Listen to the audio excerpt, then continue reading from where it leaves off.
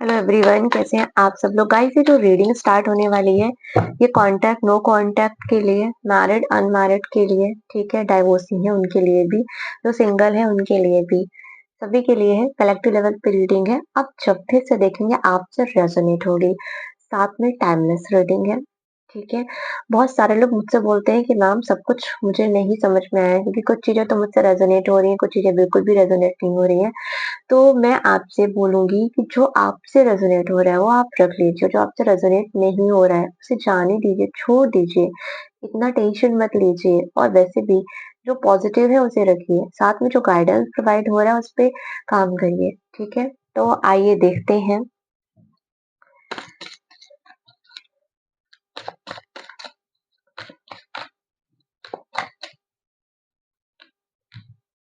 Okay, first card निकल आया है पेज ऑफ कप्स का,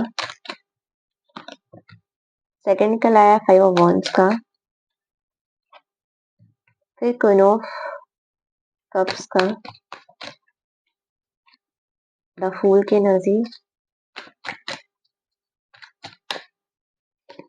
okay, good luck destiny,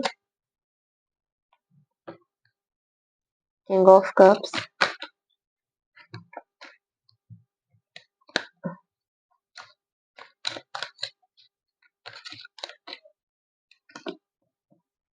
the star, the Empress, Two of Cups,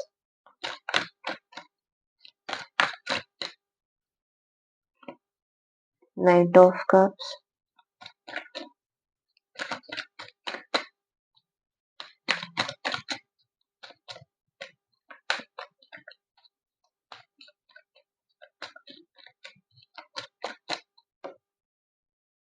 Two of Swords, last time सफल करूंगी,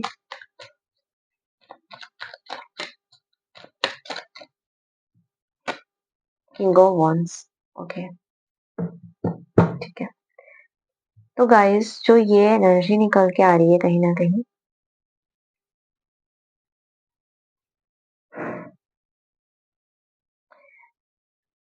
आपकी life में जब स्टार्टिंग हुई तब उस इंसान ने आपसे बहुत सारे वादे किए, बहुत ही ज्यादा आपको इधर उधर घुमाना फिराना, आपके साथ बहुत ज्यादा टाइम स्पेंड करना, आपके लिए गिफ्ट लाना। बहुत सारी सिचुएशंस में उन्होंने इस तरीके से आपको दिखाई कि आप उनके प्यार में एकदम पागल हो गए। बहुत टाइम तक आपसे कनेक्ट रहते थे, आपके बगैर सो नहीं सकते थे। इवन वो आपको ये तक बताते थे कि आपका ड्रेसिंग सेंस क्या होगा, आप कैसे कपड़े चूज करें, आप क्या पहने। आप किसी पार्टी फंक्शन में भी जाते थे तो भी ये इंसान आपको बताता था कि ये वाली ड्रेस पहनो, ये बहुत सुंदर लगेगी, तुम ये वाले कपड़े पहनो, ये कलर बहुत सुंदर लगता है। हर एक चीज के बारे में ये इंसान आपको बताता था कहीं ना कहीं, हर एक चीज। इवन इन्होंने आपको शूज, चप्पल, आप कैसी ड्रेसेस के साथ कैसे मैच करेंगे इसके बारे में बताया है आपके लिए। इवन वो आपके लिए कई बार शॉर्ट ड्रेसेस लेकर आए हैं, खास करके मेल फीमेल की एनर्जी निकल के आ रही है। बहुत पसंद करते थे, बहुत ही ज्यादा। कैंसर, स्कॉर्पियो, पाइसेस की एनर्जी काफी हाई निकल के आ रही है। जमनाई कैंसर है ना, वेनस कैंसर, वीनस और मून लिब्रा, कैंसर की एनर्जी बहुत हाई है। Cancer, Leo, Aquarius, Venus, Aquarius, Libra, Jupiter. तो गाइस, जो भी एनर्जीज निकल के आई हैं मैंने वो आपको बता दी। साथ में मैं ये बोलूंगी कि इंसान आपसे बहुत बहुत बहुत प्यार करता था। एक प्यार होता है एक चीजों में एकदम, किसी इंसान को एकदम अपने वश में कर लेना, एक तरीके से उससे इतनी मोहब्बत करना, इतनी मोहब्बत करना कि वो इंसान आपके लिए एकदम पागल हो जाए, ऐसी एनर्जी आ रही है। लेकिन कुछ टाइम के बाद ऐसा हुआ कि ये इंसान जब कहीं ना कहीं आपसे उब गया और ऑप्शन दिखने लगे, झगड़े की एनर्जी आई। देखा, बेल्स बज रही हैं ईश्वर की। झगड़े की एनर्जी हुई, झगड़ा हुआ, किसी बात में छोटे-छोटे इश्यूज क्रिएट होने लगे, छोटी-सी बात में। जब भी कभी आप इनकी बात नहीं सुनते, ये इंसान आपसे नाराज़ हो जाते हैं, इनको गुस्सा आ जाता और ये आपसे डिस्कनेक्ट हो जाते। छोटी-छोटी सी बात में आप लोगों के झगड़े स्टार्ट हो गए, लड़ाइयाँ स्टार्ट हो गई, फिर धीरे-धीरे और बड़ी बनती गई। फिर इस इंसान ने आपसे हर चीज़ें छुपानी स्टार्ट कर दी, हाइड करने स्टार्ट कर दी। बहुत सारी ऐसी बातें जो आपको किसी और से पता चलती थी, किसी और से, किसी और वे से पता चलती थी। आप शॉक्ड रह जाते थे कि ये इंसान मुझसे अपनी बातें छुपाने लगा है कहीं न कहीं। आप बहुत परेशान हो जाते थे कि हो क्या रहा है मेरे साथ? ये इंसान मुझसे कितना कुछ हाइड कर रहा है। तो यहाँ एनर्जी बहुत दिखाई दे रही है सामने वाला आपसे बहुत कुछ छुपा रहा है, बहुत कुछ छुपा रहा है। आपको पता ही नहीं है इंसान आपसे क्या-क्या छुपा रहा था। धीरे-धीरे आपको और गुस्सा आने लगा और आप इससे बात करने जाते तो ये द फूल की एनर्जी में होता। ठीक है यार, जो हो गया सो गया, बताओ क्या करूँ?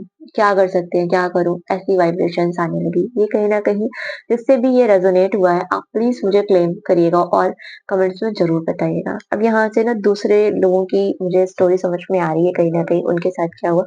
आपके पार्टनर बहुत ही ज़्यादा मस्त मौला थे, अपने जीवन में खुश रहना, किसी की सुनना नहीं, अपने बातों में खुश रहना, बहुत ही ज़्यादा एनर्जी ऐसी थी कि ये इंसान अपनी चीज़ों में बहुत ज़्यादा खुश रहता था, किसी की सुनना नहीं। क्योंकि फाइनेंशियली भी बहुत अबंडेंस थी इसके पास, बहुत ही ज़्यादा बन-ठन के रहना, बहुत शौकीन मिज़ाज का इंसान, खाने-पीने में, हर चीज़ में, पहनने में, हर चीज़ में बहुत शौकीन मिज़ाज का इंसान था ये या है ये इंसान बहुत और चीज़ें थी। आपकी इनकी दोस्ती हुई, आपने इनको जाना, समझा, आप इनको उस चीज़ से निकाल कर के लाए, उस बैड हैबिट से निकाल के लाए। धीरे-धीरे आपने इनके लाइफ़ में बहुत चेंजेस लेकर के आए। बहुत मुश्किल था, बहुत हार्ड वर्क था लेकिन आपने किया।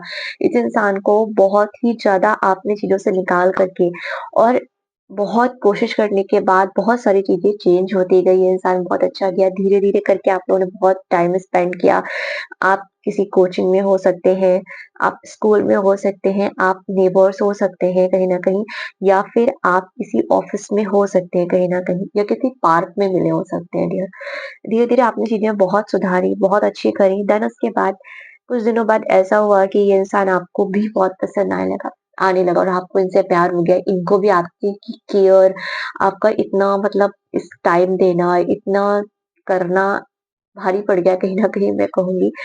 और आप अब एक-दूसरे को प्रपोज़ किया आपने, कहीं न कहीं ये होना ही था, बहुत पॉज़िटिव चीज़ें थी, बहुत अच्छी, बहुत खुशनुमा चीज़ें थी। फिर साथ में कुछ ऐसा होता है कि अब आपने कमिटमेंट माँगने की बारी आई कि अब आगे क्या होगा?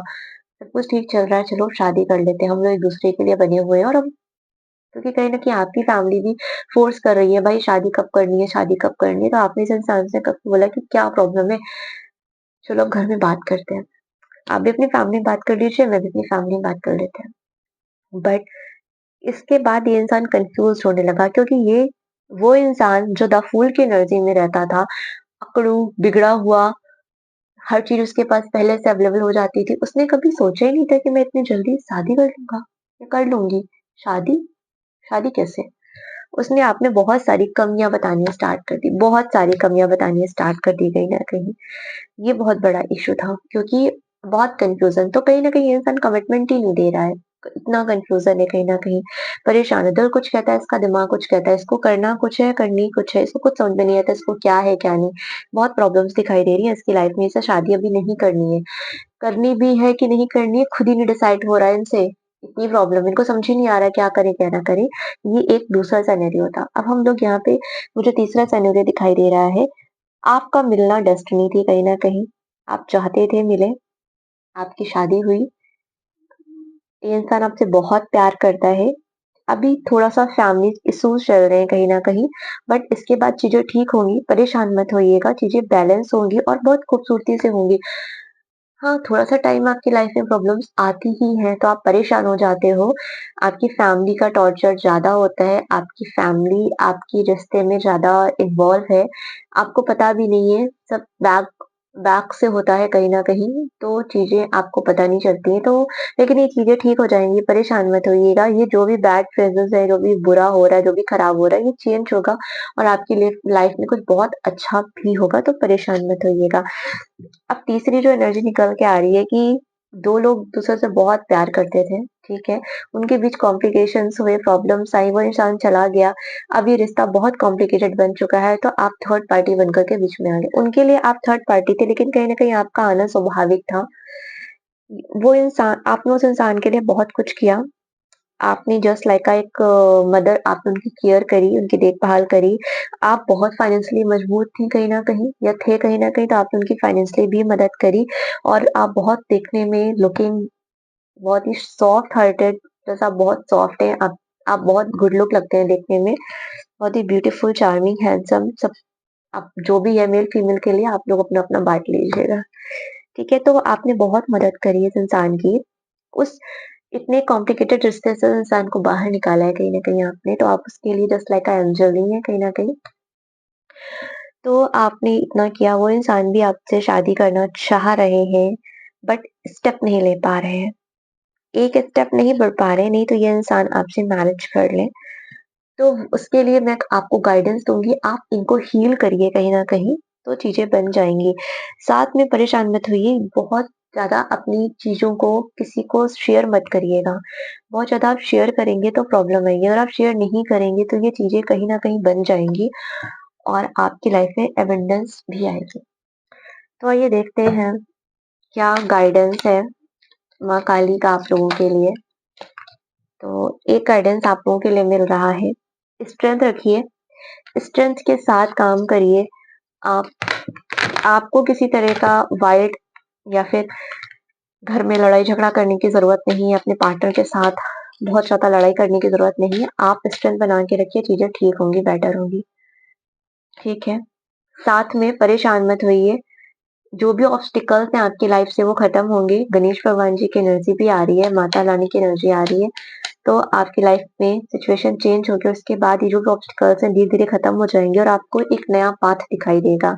माँ काली आपसे कह रही है स्ट्रेंथ बना के रखो, चीज़ें खत्म होंगी और आप इस युद्ध को आप ही जीतेंगे। माँ पार्वती की ब्लेसिंग्स आ रही हैं कि blessings to nurture feminine qualities, ये आपके लिए लास्ट वालों के लिए एनर्जी निकल के आई है। काइंडनेस, जो भी चीज़ें हैं, आपके साथ ईश्वर की ब्लेसिंग्स हैं, परेशान मत होइए। आप इतनी काइंड हार्टेड हैं, आप इतनी सॉफ्ट हार्टेड हैं कि ईश्वर आपके साथ इन फ्यूचर सब कुछ बहुत-बहुत अच्छा करेगा। तो गाइस, मेरी रीडिंग जिससे जितनी रेज़ोनेट होती है उसे रख लीजिए और कमेंट बॉक्स में ज़रूर बताइएगा। अपना ख़्याल रखिएगा। हर हर महादेव, टेक केयर।